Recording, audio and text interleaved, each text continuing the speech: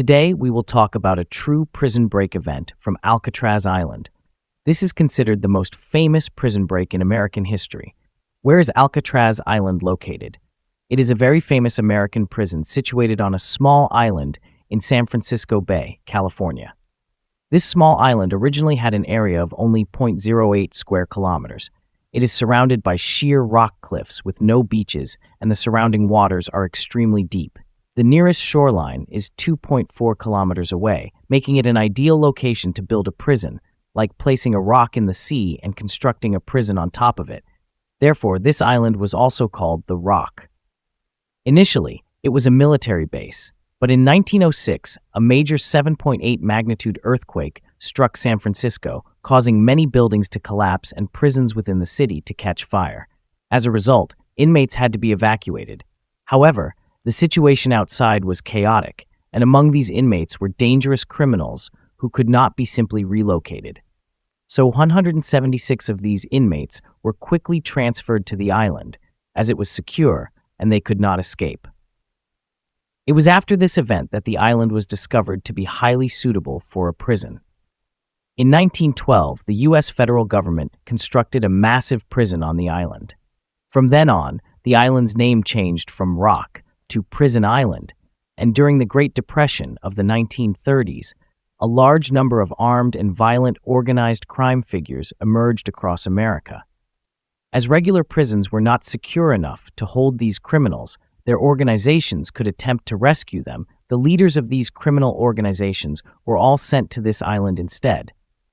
For example, the notorious American mobster Al Capone, founder of the Chicago criminal syndicate, was imprisoned here after being unable to escape from regular prisons, where his subordinates could attempt to rescue him.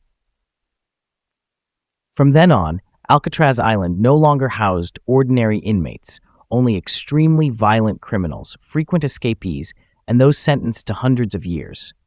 It was at this point that the island acquired its new name, Alcatraz, the Island of Evil Spirits.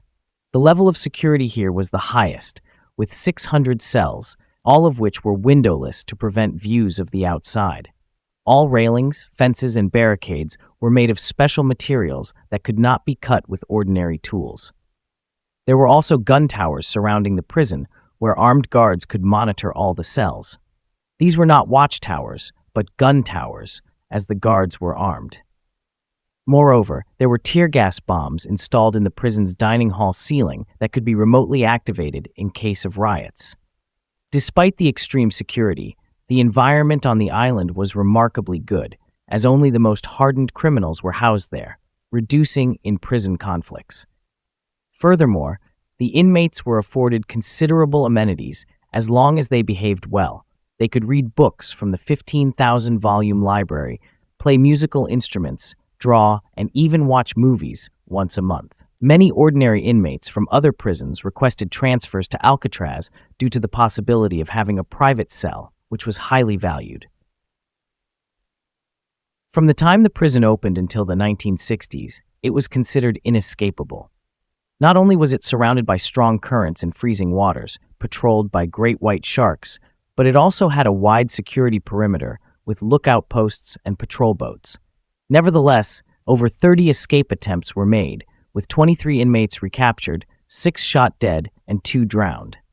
However, in 1962, around 60 years ago, 3 inmates successfully escaped and disappeared from the prison. Initially, there were 4 inmates planning the escape: Frank Morris and brothers John and Clarence Anglin, along with another man named Alan West. Let me briefly introduce these 4. Frank Morris was highly intelligent, with an IQ of 133, in the top tier for inmates.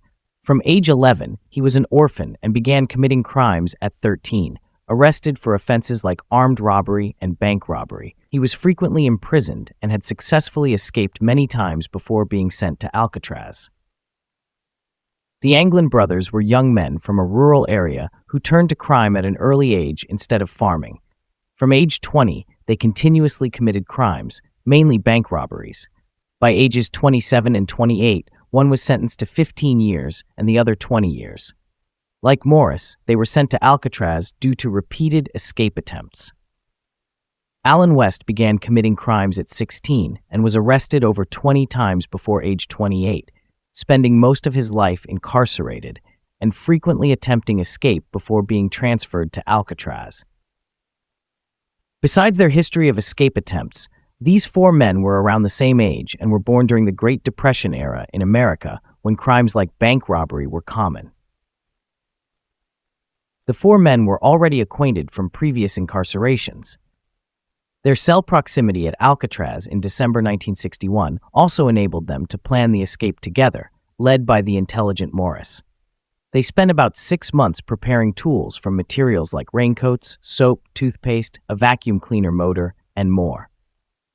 Using over 50 raincoats from the prison, they painstakingly constructed a life raft by melting and sticking the raincoat material together into a thick raft that could be inflated. They made life vests and a life raft from raincoat material, along with wooden paddles. To exit their cells, they used the vacuum motor to enlarge the vent openings in the walls, which led to an underground service corridor. To avoid detection, they made lifelike dummy heads from soap, toothpaste, and human hair to place on their bunks on the night of the escape. On the evening of June 11, 1962, after the final head counts, the 3 inmates slipped out through the vents, made their way through the service corridor, up to the roof, and out through the ventilator shafts near the kitchen. West could not exit as his vent concrete was set too firmly. The 3 men inflated the raft using the musical instrument casing and set off into the frigid waters under cover of night. An extensive manhunt followed for over 10 days, recovering personal belongings and pieces of the raft, indicating the elaborate preparations. However, no bodies were found. Half a year later in December, another inmate named John Paul Scott also attempted to swim across but was found unconscious near the shoreline due to hypothermia, confirming the extreme difficulty. Professional swimmers who tested the waters deemed it virtually impossible for an ordinary person due to the strong currents and freezing temperatures. Despite the intense search efforts and theories that the 3 drowned, no conclusive evidence emerged about their fate until 2013, when the U.S. Marshals received a handwritten letter from a man claiming to be one of the surviving Anglin brothers, saying he and Morris had made it safely to Brazil. A nephew also came forward with a 1975 photograph showing his uncles alive in Brazil, which experts analyzed as potentially genuine. Also, the men's mother confirmed receiving annual Christmas cards without return addresses from them for years after the escape. The FBI had previously suspected they may have fled to Brazil, as it was a haven for American fugitives, then due to political instability. While authorities could not conclusively verify the claims, the statute of limitations finally expired in the early 2010s. If still alive today in their 90s, the men would be exempt from prosecution. In summary, the 1962 Alcatraz escape remains one of history's most daring and meticulously planned prison breaks, still shrouded in mystery over 60 years later, with compelling evidence suggesting at least some of the inmates may have ultimately succeeded in their incredible endeavor. Our video will end here. Thank you for watching. Goodbye, and we look forward to seeing you in the next videos.